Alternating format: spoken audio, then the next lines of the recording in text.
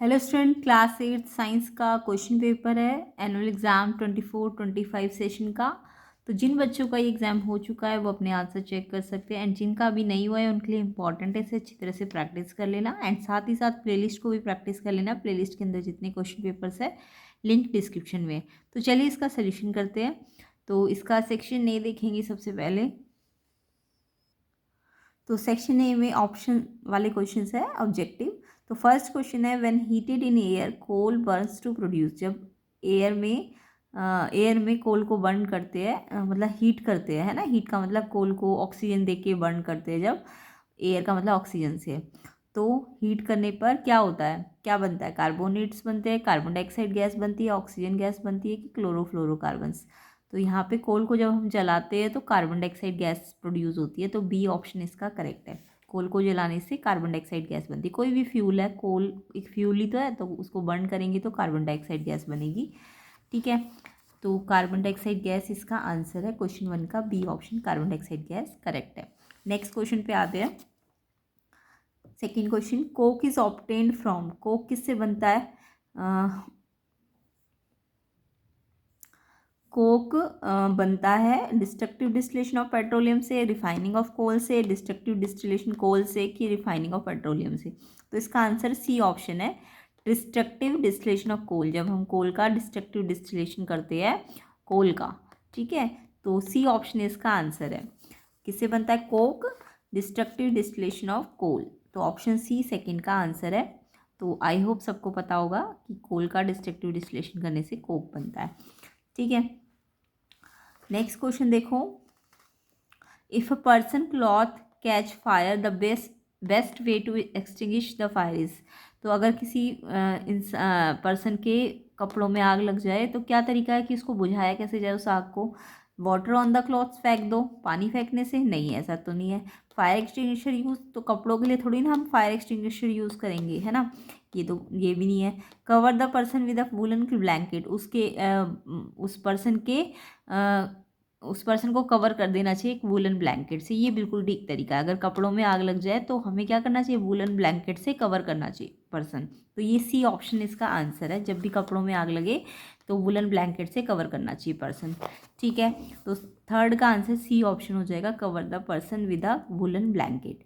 Next देखते हैं fourth question, device which can be use to test whether an object is carrying a charge or not is known as. तो एक ऐसा device जिससे पता लगेगा, टेस्ट कर सकते हैं हम कि कोई भी ऑब्जेक्ट के अंदर चार्ज है या नहीं। तो चार्ज की प्रेजेंस पता करने के लिए कौन सा डिवाइस यूज़ किया जाता है? Electroscope, periscope, microscope, telescope. तो चार्ज है तो इलेक्ट्रॉन है ना, चार्ज क्या होता है? इलेक्ट्रॉन होते हैं।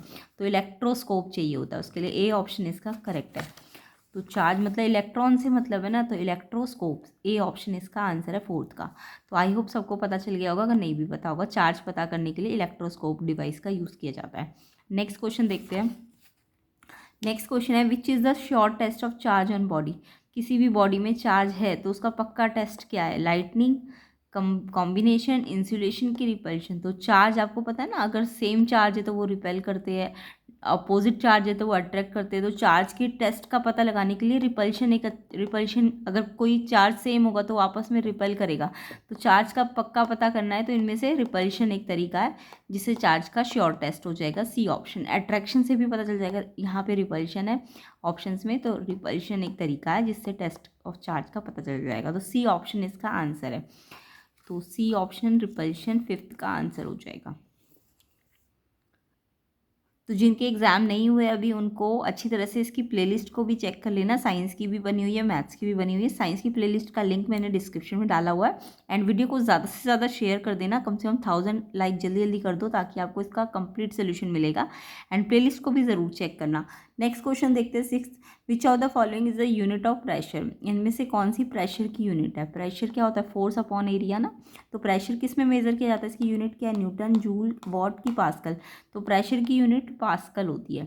बाकी अगर मैं न्यूटन की बात करूँ तो वो फोर्स की यूनिट है। जूल एनर्जी की यूनिट होती है, वर्क या एनर्जी जूल होता है, एंड फोर्स न्यूटन में होता है, एंड वॉट पावर की यूनिट होती है। तो सबकी यूनिट आपको पता होनी चाहिए। वॉट किसकी है? पावर इलेक्ट्रिक पावर जो होती है उसकी यूनिट वॉट है। जूल एनर्जी की यूनिट होती है, एंड न्यूटन फोर्स की यूनिट होती है, और पास्कल आपकी प्रेशर की यूनिट है, तो प्रेशर की यूनिट पूछिए तो पास्कल आंसर है, बी ऑप्शन इसका करेक्ट है। तो 6 का आंसर बी ऑप्शन पास्कल। किसकी यूनिट है? प्रेशर की। ठीक है, प्रेशर को किस में मेजर करते हैं हम? पास्कल में। नेक्स्ट क्वेश्चन देखिए, what is the main function of the पिना इन द ह्यूमन ईयर। तो जो ह्यूमन ईयर है उसमें पिना एक पार्ट होता है ना, तो पिना का काम क्या है? पिना ह्यूमन ईयर में जो होता है उसका काम क्या होता है? कन्वर्ट करना साउंड को इलेक्ट्रिकल सिग्नल्स में, ये नहीं है। एम्पलीफाइड करना साउंड वेव, ये भी नहीं है। पिना क्या काम करता है? कलेक्ट करता है एंड डायरेक्ट करता है साउंड वेव्स को। कहाँ कहाँ पे डायरेक्ट करता है? ईयर कैनल में। तो ये पिना का फंक्शन होता है, collect and direct sound wave into the ear canal. C option इसका आंसर है।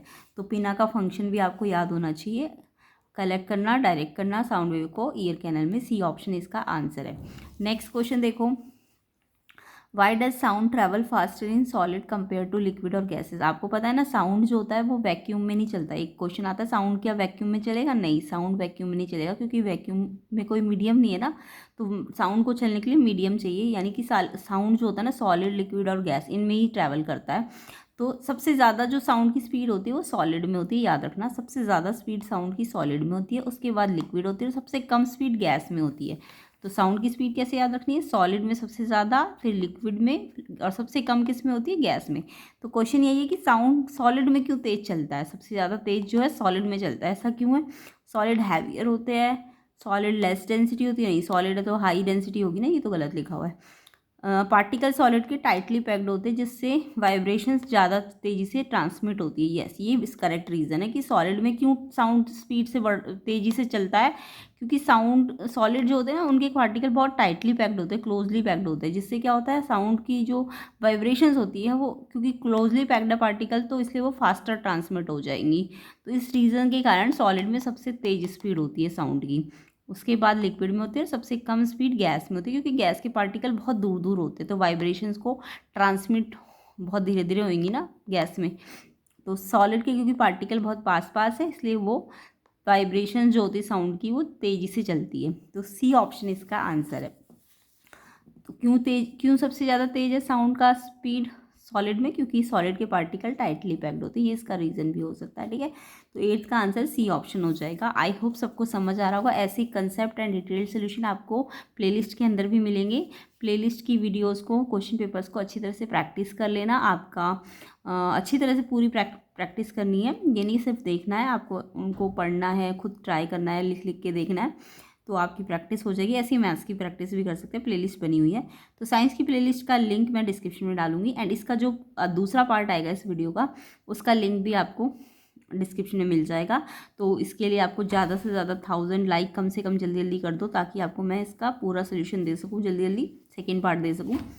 एंड चैनल में नहीं हो तो चैनल को सब्सक्राइब जरूर करना। 9th क्वेश्चन पे आते हैं, what happens to the pitch of sound if the frequency increases. तो जो साउंड की फ्रीक्वेंसी होती है ना, वो किसको मेज़र करती है? वो पिच को। तो एक क्वेश्चन आता है, फ्रीक्वेंसी क्या मेज़र करती है? पिच।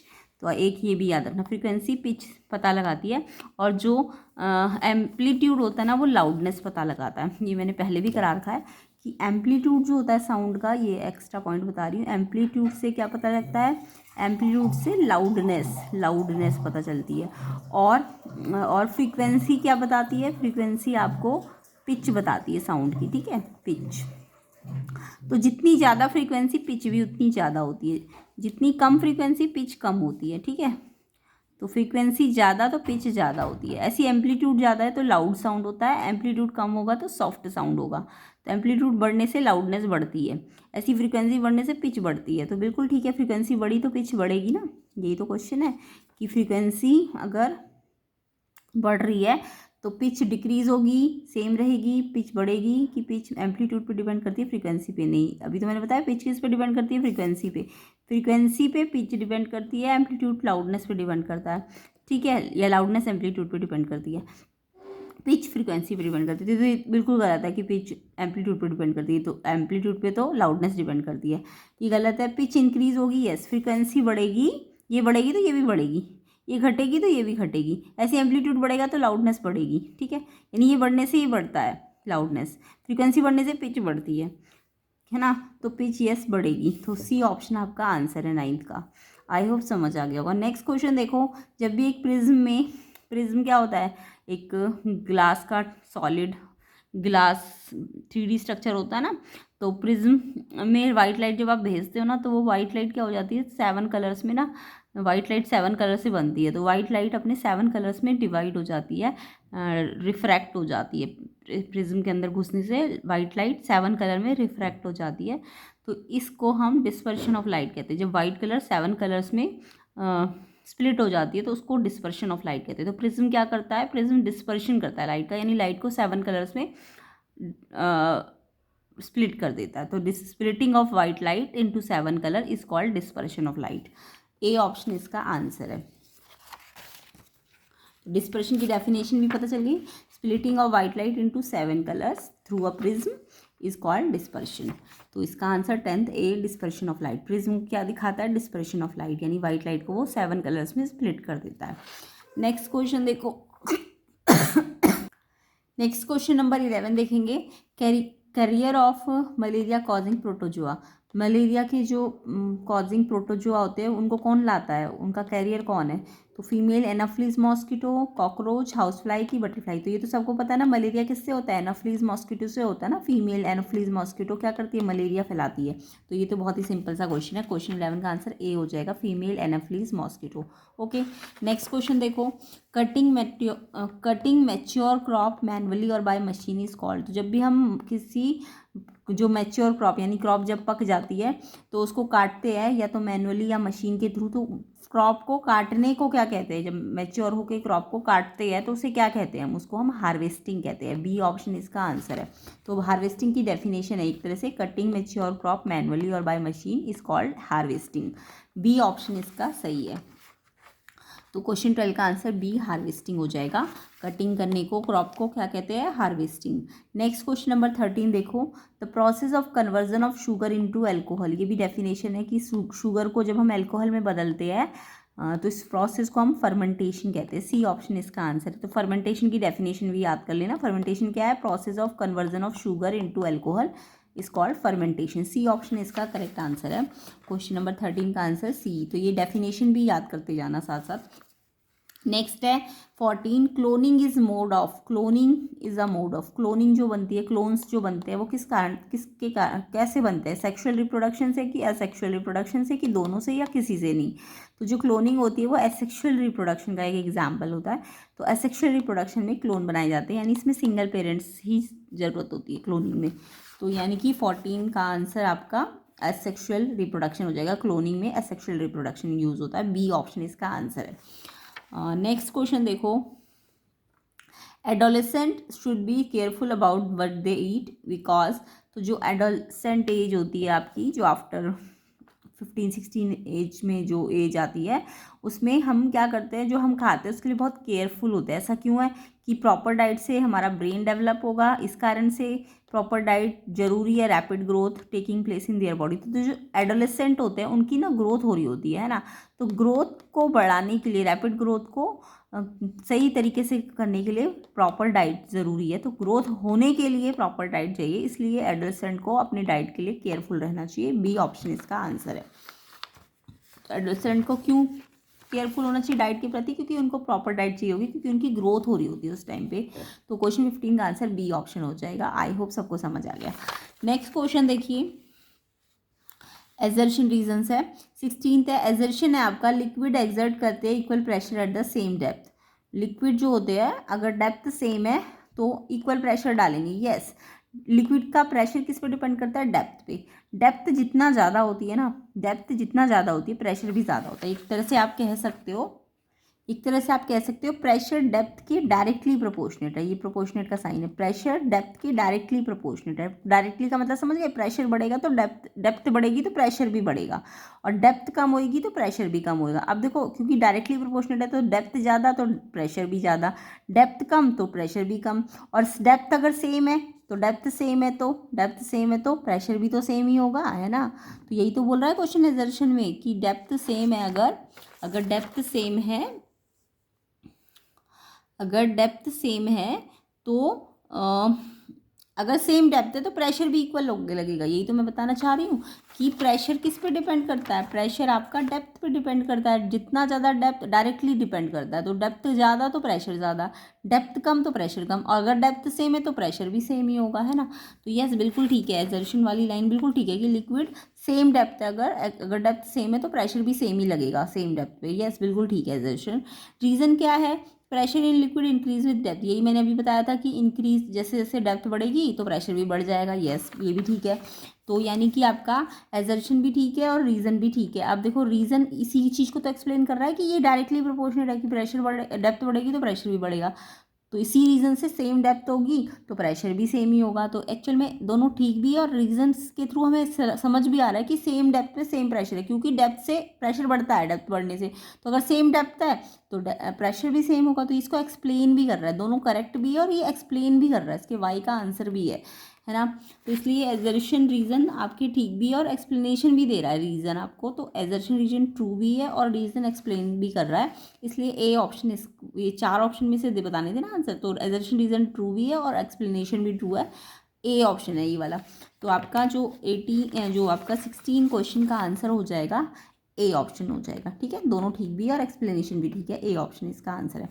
नेक्स्ट देखो 17, एजर्शन बोल रहा है कि इलेक्ट्रिक करंट नहीं फ्लो करता ग्लूकोज सोल्यूशन में। अब देखो ग्लूकोज के अंदर ऐसा नहीं, कार्बन और हाइड्रोजन नहीं है। ग्लूकोज का जो फॉर्मूला होता है C6H12O6, तो ग्लूकोज में C और H है, बट क्योंकि उसके पास ना ग्लूकोज में क्या नहीं होता, क्योंकि करंट पास होने के लिए ना चार्ज होना जरूरी है, बट ग्लूकोज के पास ना चार्ज नहीं होता, तो ग्लूकोज सोल्यूशन में करंट पास नहीं होता। ठीक है, तो यस बिल्कुल ठीक है कि करंट ग्लूकोज सोल्यूशन में पास नहीं होता। हाँ अगर एसिड होता या बेस होता तो करंट पास हो जाता। क्यों, क्योंकि एसिड और बेस के पास ना वो भी एसिड और बेस भी ना आपके ड्राई नहीं होनी चाहिए। अगर एक्वस है या मेल्ट फॉर्म में एसिड बेस या सॉल्ट, तो वो एक्वस होंगे या मेल्ट होंगे तब इलेक्ट्रिक करंट पास होगा, अगर ड्राई होंगे तो भी नहीं होगा। तो ग्लूकोज में तो नहीं होगा इलेक्ट्रिक करंट पास। रीज़न है कि ग्लूकोज सोल्यूशन के पास आयंस नहीं, आयंस का मतलब चार्ज। तो यस मैंने यही तो बताया, ग्लूकोज के पास क्या नहीं होते, चार्ज नहीं होते। तो एजर्शन ठीक है कि ग्लूकोज में से करंट पास नहीं होता। रीज़न इसलिए क्योंकि ग्लूकोज के पास चार्ज नहीं है, आयंस नहीं है, और आयंस नहीं है तो करंट पास नहीं होगा। तो इसका आयंस नहीं है इसलिए तो इस पर करंट पास नहीं हो रहा। तो ये दोनों ठीक भी है और ये रीज़न एक्सप्लेन भी कर रहा है कि करंट क्यों नहीं पास हो रहा, क्योंकि इसके पास चार्ज नहीं है। तो एक्सप्लेनेशन भी दे रहा है ये। तो एजर्शन रीज़न ठीक भी है और एक्सप्लेनेशन भी ठीक है, फिर से इसका आंसर ए ऑप्शन हो जाएगा। नेक्स्ट देखो 18, assertion a disease which is spread from an infected person to healthy person is known as non communicable disease। ऐसी डिजीज जो एक इन्फेक्टेड से हेल्दी को जाए तो उसको नॉन कम्युनिकेबल कहते हैं। उल्टा लिख दिया इन्होंने, कम्युनिकेबल कहना चाहिए था ना। तो जो डिजीज फैल जाते हैं हेल्दी से इन्फेक्टेड से हेल्दी को तो उनको कम्युनिकेबल डिजीज कहते हैं, इन्होंने कहा नॉन कम्युनिकेबल, तो ये तो फॉल्स लिख दिया इन्होंने, है ना। तो एजर्शन तो आपका गलत लिखा हुआ है, उनको जो फैलते हैं डिजीज उनको तो कम्युनिकेबल बोलते हैं, इन्होंने लिखा नॉन कम्युनिकेबल, तो इसलिए एजर्शन गलत है। रीज़न देखो, द डिजीज स्प्रेड जो होते हैं एक पर्सन से दूसरे को, वो air water food physical contact insect से फैलते हैं। यस कम्युनिकेबल डिजीज किससे फैलते हैं, air water food physical contact insect से तो फैलते हैं कम्युनिकेबल। तो ये बिल्कुल ठीक है कि जो फैलने वाली डिजीज है वो इनके थ्रू फैल रही है। यस रीज़न ठीक है बट एजर्शन गलत है। तो एजर्शन गलत रीज़न सही। तो आप देखो एजर्शन गलत रीज़न सही किस वाले में है, एजर्शन गलत रीज़न सही, डी ऑप्शन आपका आंसर है। तो इसलिए 18 का आंसर डी ऑप्शन हो जाएगा। तो आई होप एजर्शन रीज़न सबको समझ आ गए। इसके बाद इसके आते हैं fill in the blanks. Fill in the blanks देख लेते हैं। Friction is caused by the dash of surface in contact. Friction की आपको फ्रिक्शन पता है ना, अपोजिंग फोर्स जो होता है, अपोजिंग फोर्स जो आपका किस कारण से होता है, कॉन्टैक्ट की इरेगुलरिटीज़ के कारण होता है। तो फ्रिक्शन का कारण भी आपको पता होना चाहिए। फ्रिक्शन क्या होता है, इंटरलॉकिंग बिटवीन इरेगुलरिटी, जो इरेगुलरिटीज़ होती है दो सरफेस के बीच में उनकी इंटरलॉकिंग जब बनती है, इरेगुलरिटीज़ से नहीं, सिर्फ इरेगुलरिटी से नहीं, इंटरलॉकिंग बिटवीन इरेगुलरिटीज़। तो कोई कोई बच्चे इरेगुलरिटीज़ भी लिख सकते हैं, उनका भी ठीक है, बट मेन है इंटरलॉकिंग किसके बीच में, इरेगुलरिटीज़ के बीच में, ये इसका कॉज है। तो फ्रिक्शन कॉज्ड बाय इरेगुलरिटीज़ की इंटरलॉकिंग, तो इंटरलॉकिंग ऑफ इरेगुलरिटीज़ और सरफेस इन कॉन्टैक्ट। ठीक है, तो ये आपको लिखना था। नेक्स्ट देखो, नेक्स्ट है 20, a sound wave has a frequency 20 hertz, it's time period is dash second. तो साउंड वेव की फ्रीक्वेंसी दी हुई है, फ्रीक्वेंसी हर्ट्ज में होती है ना, तो ये फ्रीक्वेंसी दी है आपको 20 हर्ट्ज। आपको टाइम पीरियड निकालना है, तो आपको एक फॉर्मूला आना चाहिए फ्रीक्वेंसी और टाइम पीरियड के बीच में। तो जब फ्रीक्वेंसी दी हो और टाइम निकालना हो तो टाइम होता है 1/f, यानी फ्रीक्वेंसी का रेसिप्रोकल। या फ्रीक्वेंसी अगर निकालनी होती तो टाइम पीरियड का उल्टा कर दिया करो। तो या तो फ्रीक्वेंसी निकालनी तो टाइम पीरियड का उल्टा करो, टाइम पीरियड निकालना है तो फ्रीक्वेंसी का रेसिप्रोकल करो। तो फ्रीक्वेंसी 20 है तो 1/20 हो जाएगा, है ना, फ्रीक्वेंसी तो नीचे चली जाएगी। अब 1/20 है तो इसको आपको एलसीएम, इसका 1 ऊपर है ना न्यूमरेटर में, तो 1 को तो अंदर रखना और 20 को कहाँ रखोगे, बाहर रखोगे। जो न्यूमरेटर है वो अंदर, डिनोमिनेटर बाहर। अब 20 में 1 तो आता नहीं है तो मैंने शुरू में एक 0 लगाया, तो 0 लगाने पे पॉइंट लग जाता है, ये सबको पता है। अभी भी ये इसमें डिवाइड नहीं होगा तो एक और 0 लगाओ। तो यहाँ पे पहले एक 0 लगाया तो पॉइंट लगा, फिर दूसरी 0 लगाई तो पहले एक 0 आएगा और बाद में 5 आएगा, 100 है। ठीक है, पहली 0 पे पॉइंट और फिर सेकंड 0 लगाई तो एक 0 लगेगी, फिर 5 आएगा, तो 0.05 सेकेंड आएगा। ये बहुत ध्यान से डिवाइड करना है। तो 0.05 सेकेंड, तो ये टाइम पीरियड हो जाएगा। ठीक है, फ्रीक्वेंसी का उल्टा करके टाइम पीरियड आ जाता है। नेक्स्ट क्वेश्चन है आपका 20, साउंड वेव हैज ए, ये तो बता दिए। 21 देखो, due to its great commercial importance dash is called black gold. तो ब्लैक गोल्ड आपको पता है ना कैसे कहते हैं, ब्लैक गोल्ड किसको कहते हैं। तो ब्लैक गोल्ड आपने पढ़ा होगा, ब्लैक गोल्ड आप पेट्रोलियम को कहते हो। तो 21 का आंसर पेट्रोलियम हो जाएगा। ब्लैक गोल्ड हम पेट्रोलियम को कहते हैं, ठीक है, क्योंकि इसकी कमर्शियल इंपॉर्टेंस होती है बहुत ज़्यादा। उसके बाद नेक्स्ट क्वेश्चन है 22, dash is a constituent of petroleum use as a fuel for heavy motor vehicles and electric generator. तो पेट्रोलियम का जब हम डिस्टिलेशन करते हैं तो उससे हमारे पास बहुत सारे प्रोडक्ट बनते हैं, जैसे कैरोसिन बनता है, पेट्रोल बनता है, डीजल बनता है, और क्या बनता है, कैंडल वैक्स बनती है ना। तो पेट्रोलियम के जब हम डिस्टिलेशन करते हैं तो उससे बहुत सारे प्रोडक्ट मिलते हैं, बट हमें ऐसा प्रोडक्ट बताना है कि पेट्रोलियम का तो कॉन्स्टिट्यूएंट है बट वो हैवी मोटर व्हीकल्स और इलेक्ट्रिक जनरेटर में यूज़ होता है। तो आप खुद सोचो, जो भारी भारी ट्रक होते हैं, बड़ी बड़ी गाड़ियाँ होती हैं, उनमें क्या भरते हैं, उनमें हम डीजल भरते हैं ना। जनरेटर्स में भी क्या भरा जाता है, डीजल भरा जाता है। तो हैवी मोटर व्हीकल ट्रक वगैरह में हम क्या भरते हैं, डीजल, जो कि एक पेट्रोलियम का कॉन्स्टिट्यूएंट है। तो इसका आंसर आपका डीजल हो जाएगा। ठीक है, 22 का आंसर डीजल है। नेक्स्ट क्वेश्चन देखो 23, dash should be taken on the advice of doctor for prescribe time and duration. हमें डॉक्टर की एडवाइस पे ही लेना चाहिए, ऐसा नहीं कि अपनी मर्जी से ले लेनी चाहिए। तो ऐसी क्या चीज़ है जो हमें सिर्फ डॉक्टर की एडवाइस से लेनी चाहिए, तो है एंटीबायोटिक्स। एंटीबायोटिक्स हमें अपनी मर्जी से नहीं लेनी चाहिए क्योंकि ये शरीर बॉडी को नुकसान भी कर सकती है। ये अगर हम डॉक्टर के बिना ले लेंगे ना इनको, डॉक्टर की एडवाइस के बिना, तो ये एंटीबायोटिक्स क्या करेंगी, हमारी बॉडी के अंदर जो अच्छे बैक्टीरिया होते हैं ना उन्हें भी किल कर देती है। तो इसलिए हमें फालतू में नहीं लेनी चाहिए एंटीबायोटिक्स। जब डॉक्टर बहुत ज़्यादा हमें एडवाइस करे तभी लेनी चाहिए। तो एडवाइस पे क्या लेनी चाहिए, डॉक्टर की एडवाइस पे एंटीबायोटिक क्यों नहीं लेनी चाहिए अपने आप, क्योंकि ये हमारे अच्छे बैक्टीरिया को भी क्या कर सकती है, किल कर सकती है। जो बॉडी के लिए अच्छे बैक्टीरिया होते हैं उनको किल कर देती है, इसलिए अपनी मर्जी से नहीं लेनी चाहिए। ठीक है, antibiotics. 24, dash is the stoppage of menstruation at the age of 45 to 50 year. 45 to 50 year में जब मेंस्ट्रुएशन बंद होती है तो उस पीरियड, उसको हम क्या कहते हैं, तो उसको हम मेनोपॉज कहते हैं। मेनोपॉज क्या है, ये एक स्टॉपेज ऑफ मेंस्ट्रुएशन एज है। जब 45-50 में मेंस्ट्रुएशन ख़त्म होती है तो उसको हम मेनोपॉज कहते हैं। ओके, तो यहाँ पे हमारा सेक्शन ए कंप्लीट होता है। तो आपको वीडियो को ज़्यादा से ज़्यादा शेयर करना है, ज़्यादा से ज़्यादा लाइक करना है। 1000 लाइक जल्दी जल्दी कर दो, फिर हम इसके सेक्शन बी के जो न्यूमेरिकल्स है इनको सॉल्व करेंगे। और ये आपका इनके बारे में इंफॉर्मेशंस है। फर्टिलाइजर्स के डिफरेंसेस, मैन्योर फर्टिलाइजर में डिफरेंस, ये फंक्शंस करने हैं इनके, ये डायग्राम बेस्ड क्वेश्चन है। इसको हम नेक्स्ट पार्ट में कवर कर लेंगे। वीडियो को ज़्यादा से ज़्यादा शेयर कर देना। इसको लेबलिंग करना, आई को कैसे लेबल करना होता है, फंक्शन ह्यूमन आई के पार्ट्स के। उसके बाद ये इसका section D case based questions, long questions है। ये आपका एक्सपेरिमेंट है इलेक्ट्रोलिसिस ऑफ वाटर के ऊपर। गैसेस जो कैथोड एनोड पे बनती है, कैथोड पे आपकी हाइड्रोजन बनती है, एनोड पे ऑक्सीजन बनती है, ये बताया भी गया था। इलेक्ट्रोलिसिस इंपॉर्टेंट है, एक्सपेरिमेंट उसको अच्छी तरह से करना है। इसके बाद ये आपका एंडोक्राइन सिस्टम, ग्लैंड के ऊपर क्वेश्चन है। हार्मोन्स क्या होते हैं, एक्सोक्राइन ग्लैंड्स क्या होते हैं, इंसुलिन हार्मोन का फंक्शन क्या है, सेक्स हार्मोन कौन है, क्या है। तो ये सब क्वेश्चंस के आंसर आपको नेक्स्ट पार्ट में मिलेंगे। इसके बाद ये कुछ एक्स्ट्रा क्वेश्चंस है। तो वीडियो को ज़्यादा से ज़्यादा शेयर करना है, ज़्यादा से ज़्यादा लाइक करना है, और चैनल पे नहीं हो तो सब्सक्राइब जरूर करना है। एंड जिनके एग्जाम नहीं हुए, प्लेलिस्ट भी बहुत ज़रूरी है, उसको भी चेक कर लेना, लिंक डिस्क्रिप्शन में है। तो प्रैक्टिस करते रहिए।